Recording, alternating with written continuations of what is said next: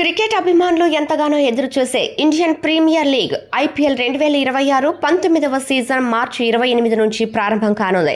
బెంగళూరులోని చిన్నస్వామి స్టేడియంలో defending champion Royal Challengers Bengaluru జట్టు సన్ రైజర్స్ హైదరాబాద్తో మొదటి మ్యాచ్ ఆడుతుంది. అయితే 2025 జూన్ 4న ఆర్సీబీ విజయోత్సవ ర్యాలీలో తొక్కిసలాట జరిగి 11 మంది అభిమానులు చనిపోయిన విషయం తెలిసిందే.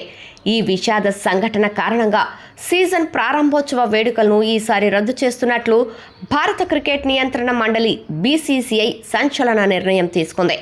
బెంగళూరులో మొదలయ్యే ఐపీఎల్ 2026 సీజన్కి ఎలాంటి ఆరంభ వేడుకలు ఉండవు.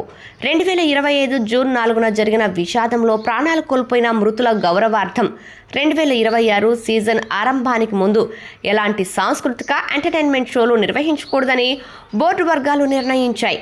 అయితే మే 31న జరిగే ఐపీఎల్ 2026 సీజన్ ఫైనల్ మ్యాచ్కు ముందు ముగింపు వేడుకలను ఘనంగా నిర్వహించాలని బీసీసీఐ నిర్ణయం తీసుకుంది అంటూ తెలియజేశారు బీసీసీఐ సెక్రటరీ దేవజిత్ సైకియా. కేవలం ఆటపైనే దృష్టి సారించి బాధితుల జ్ఞాపకార్థం ఈ నిర్ణయం తీసుకున్నట్లు ఆయన ధృవీకరించారు.